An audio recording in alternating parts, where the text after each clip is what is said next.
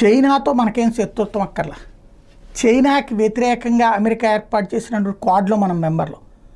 కానీ చైనానేమి ఒక నాటో లాగానో లేకపోతే ఒక EU లాగానో చేయట్లేదు. మనం చైనాకి ఎంత దూరంతో ఉంటామో అమెరికాకి అంత దూరంతో ఉంటాం, రష్యాకి అంత దూరంతో ఉంటాం.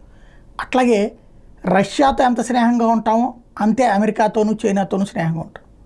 వాళ్ళ బుద్ధిని బట్టి కర్మ కనిపిస్తుంటుంది.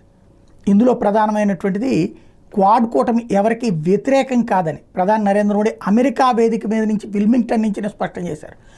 నియమాల ఆధారిత అంతర్జాతీయ పాలనకు ఇతర దేశాల సార్వభౌమత్వాన్ని గౌరవించడానికి మాత్రం ఇది కట్టుబడి ఉంటుందని చెప్పారు. తద్వారా చైనా నువ్వు ఎదుటి వాళ్ళ సార్వభౌమాధికారాన్ని గుర్తించట్లేదు, మేమైతే గుర్తిస్తాము, మేముగా నీకు శత్రుత్వం కోసం ఇది పెట్టలేదు అన్నటువంటి విషయం పరోక్షంగా కాదు ప్రత్యక్షంగా చెప్పుకొచ్చారు.